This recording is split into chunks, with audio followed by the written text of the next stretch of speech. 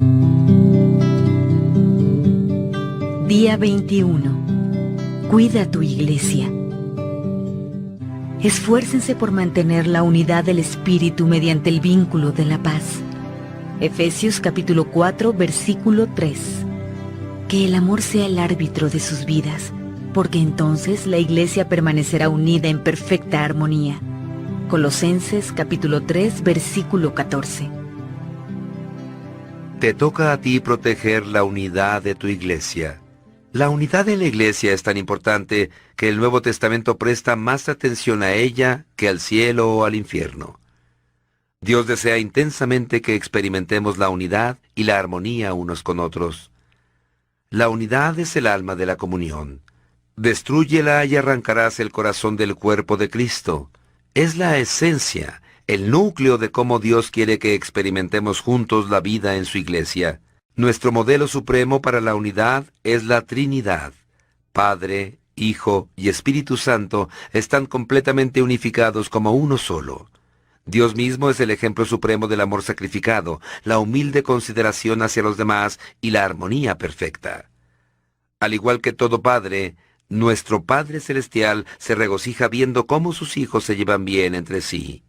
En los momentos finales antes de su arresto, Jesús oró apasionadamente por nuestra unidad.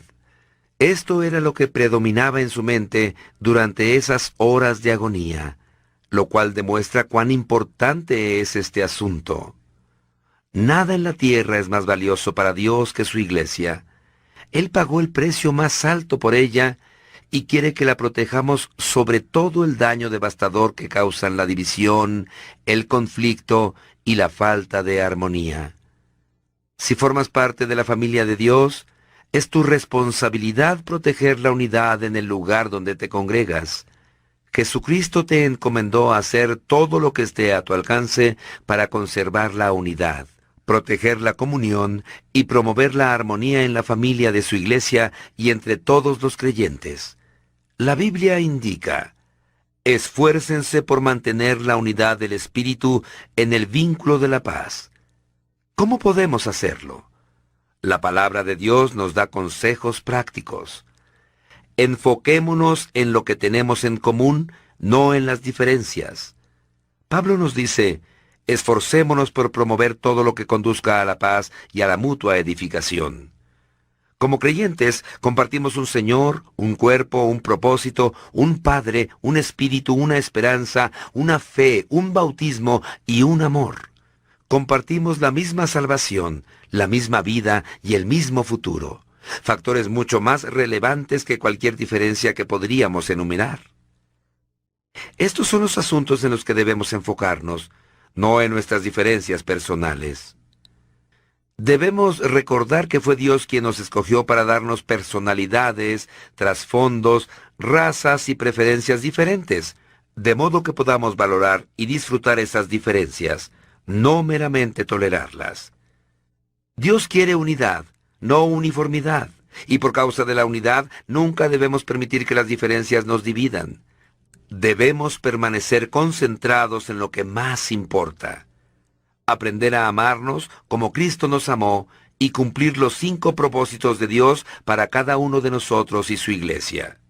Por lo general, el conflicto es una señal de que nos estamos concentrando en otros asuntos menos importantes, lo que la Biblia llama discusiones necias. La división siempre surge cuando dirigimos la mirada hacia las personalidades, las preferencias, las interpretaciones, los estilos o los métodos. Pero si nos concentramos en amarnos y cumplir los propósitos de Dios, el resultado es la armonía. Pablo rogaba por esto: que haya verdadera armonía para que no surjan divisiones en la iglesia. Les suplico que tengan la misma mente, que estén unidos en un mismo pensamiento y propósito. Sé realista con respecto a tus expectativas. En cuanto descubrimos cómo quiere Dios que sea la verdadera comunión, es fácil desanimarnos por la diferencia entre lo ideal y la realidad de nuestra iglesia. Sin embargo, debemos amar a la iglesia con pasión pese a sus imperfecciones. Anhelar lo ideal mientras criticamos lo real es señal de inmadurez. Por otro lado, Si uno se conforma con la realidad sin esforzarse por alcanzar lo ideal, es señal de complacencia. La madurez consiste en vivir con esta tensión. Habrá creyentes que sí te defraudarán y te decepcionarán, pero eso no es ninguna excusa para no tener comunión con ellos. Ellos son tu familia, aun cuando no actúen como tal, y simplemente no puedes abandonarlos. En cambio, Dios nos dice: tengan paciencia unos con otros, siendo indulgentes con las fallas de los demás por su amor. Las personas se desilusionan con la iglesia por muchas razones entendibles. La lista podría ser bastante larga. Conflictos, heridas, hipocresía, negligencia, mezquindad, legalismo y otros pecados. En lugar de asustarnos y sorprendernos, debemos recordar que la iglesia está formada por pecadores de carne y hueso, incluyéndonos a nosotros mismos. Nos lastimamos unos a otros, a veces en forma intencional y otras veces sin mala intención, porque somos pecadores. Pero en vez de abandonar la iglesia, necesitamos quedarnos para resolver el asunto si esto es de alguna manera posible. La reconciliación, no la evasión, es el camino a un carácter más fuerte y una comunión más profunda. Si te divorcias de tu iglesia a la primera señal de decepción o desilusión, eso es señal de inmadurez. Dios tiene cosas que quiere enseñarte y a los demás también. Además, es imposible huir hasta encontrar la iglesia perfecta porque no existe. Todas las iglesias tienen sus propias debilidades y problemas. Pronto volverás a sentirte decepcionado. Groucho Marx tenía un dicho famoso que decía que no querría pertenecer a ningún club que lo aceptara como socio. Si una iglesia debe ser perfecta para satisfacerte, esa misma perfección te excluirá de su membresía, porque tú no eres perfecto.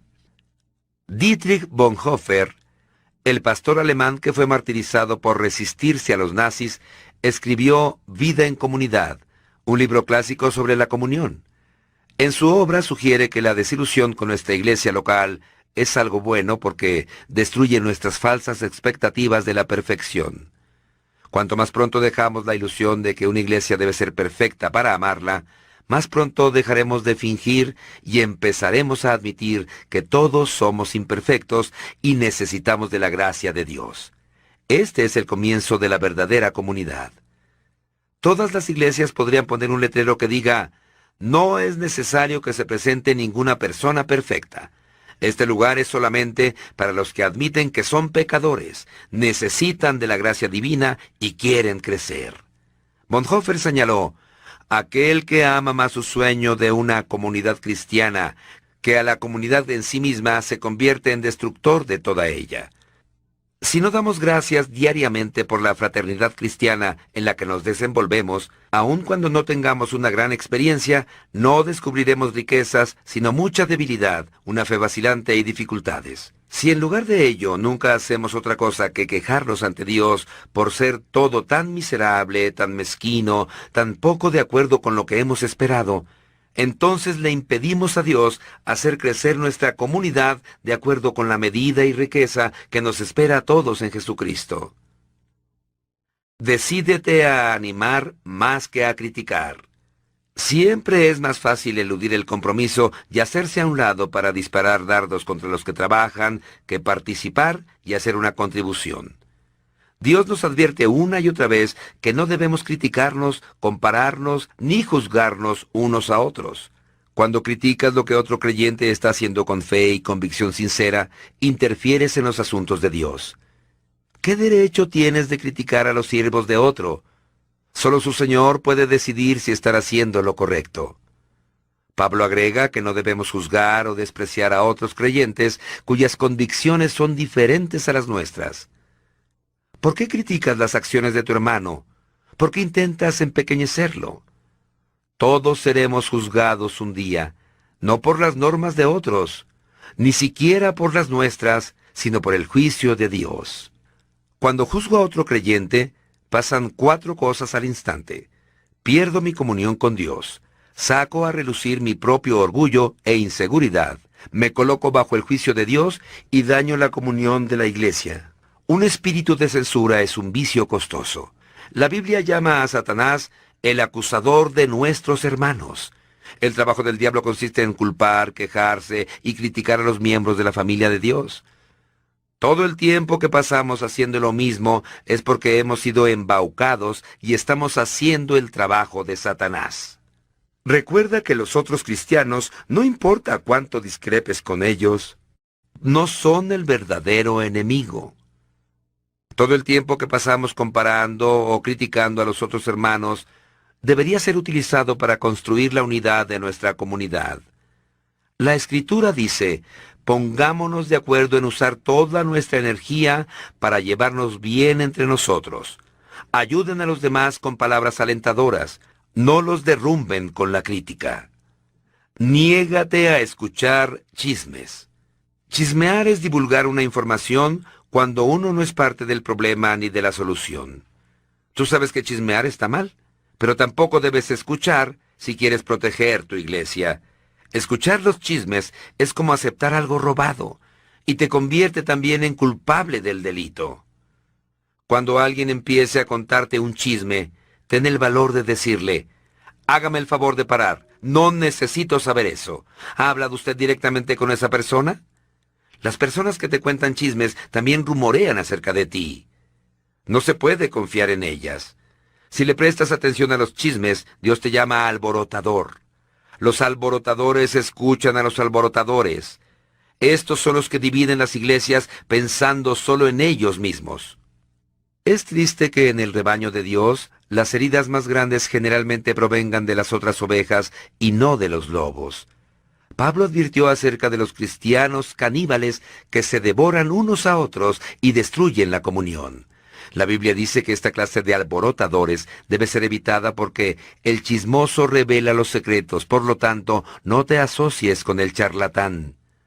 La manera más rápida de terminar con un conflicto en una iglesia o un grupo pequeño es enfrentar a los que están difundiendo rumores e insistir en que no lo hagan más. Salomón señaló: sin combustible se apaga el fuego, y las tensiones desaparecen cuando se acaban los chismes. Practica el método de Dios para solucionar conflictos. Además de los principios mencionados en el último capítulo, Jesús le dio a la iglesia un proceso de 3 pasos sencillos. Si tu hermano peca contra ti, ve a solas con él y hazle ver su falta.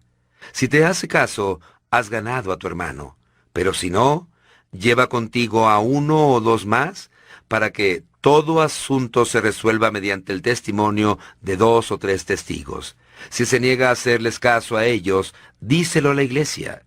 Durante los conflictos serás tentado a quejarte con un tercero en lugar de hablar con valentía la verdad y amar a la persona con quien te disgustaste. Eso hace que el asunto se torne peor. En vez de eso, deberías ir directamente con la persona involucrada. El enfrentamiento en privado siempre es el primer paso, y debes darlo tan pronto como te sea posible. Si entre los dos no son capaces de resolver las cosas, el paso siguiente es pedir la ayuda de 1 o 2 testigos para confirmar el problema e intentar restablecer la relación. ¿Qué deberíamos hacer si la persona persiste en su obstinación? Jesús dice que debemos plantear el problema ante la iglesia. Si la persona todavía se niega a escuchar después de eso, deberemos tratarla como a un incrédulo. Apoya a tu pastor y a los líderes. No hay líderes perfectos, pero Dios les da la responsabilidad y la autoridad para mantener la unidad de la iglesia. Sin embargo, cuando hay conflictos interpersonales que resolver, eso es un trabajo ingrato. A menudo los pastores tienen la desagradable tarea de actuar como mediadores entre miembros heridos que tienen conflictos o son inmaduros. También tienen la tarea imposible de intentar que todos estén contentos, algo que ni siquiera Jesús pudo lograr. La Biblia es clara con respecto a la manera en que debemos relacionarnos con los que nos sirven. Respondan a sus líderes pastorales, escuchen su consejo.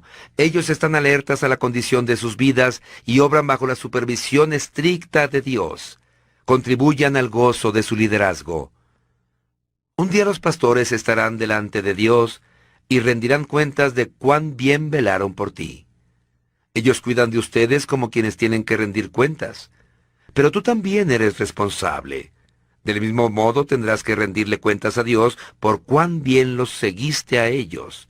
La Biblia les da a los pastores instrucciones muy específicas con respecto a la manera en la que deben tratar a las personas que causan divisiones en la comunidad.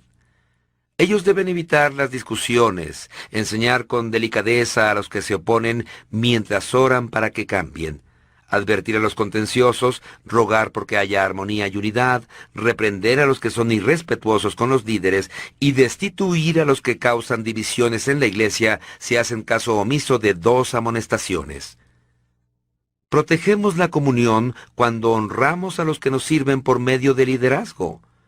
Los pastores y los ancianos necesitan nuestras oraciones, estímulo, aprecio y amor. Se nos ordena: honren a los líderes que trabajan tanto por ustedes, que han recibido la responsabilidad de exhortarlos y guiarlos en la obediencia.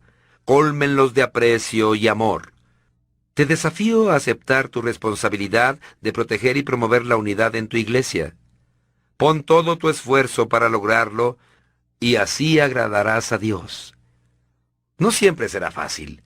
A veces tendrás que hacer lo que es mejor para el cuerpo, no para ti mismo, dando muestras de tu preferencia por otros. Por eso Dios nos ha puesto en la familia de una iglesia, para aprender a no ser egoístas. En la comunidad aprendemos a decir nosotros en lugar de yo, y nuestro en vez de mío. Dios dice: no piensen solo en su propio bien, piensen en los otros cristianos y en lo que es mejor para ellos. Dios bendice a las congregaciones que están unidas. En la iglesia Saddleback, todos los miembros firman un pacto que incluye la promesa de proteger la unidad de nuestra congregación. Como resultado, nunca hemos tenido un conflicto que divida la comunión. Tan importante como lo anterior es el hecho de que, dado que es una comunidad fraternal y unida, muchas personas quieren ser parte de ella. En los últimos 7 años, la iglesia ha bautizado a más de 9,100 creyentes nuevos.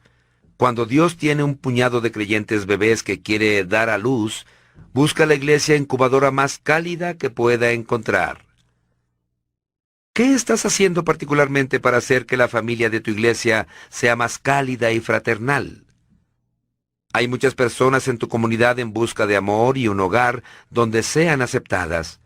La verdad es que todos necesitamos y queremos que nos amen, y cuando las personas hallan una congregación donde los miembros se aman y se preocupan auténticamente los unos por los otros, habría que cerrar las puertas con llave para que no entren más. Día 21. Pensando en mi propósito.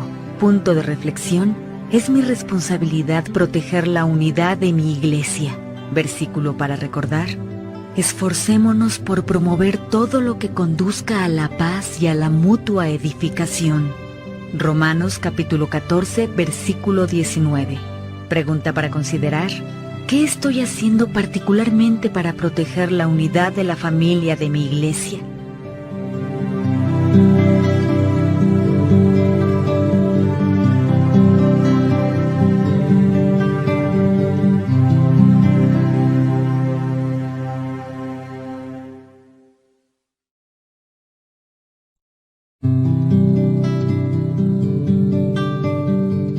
Propósito 3.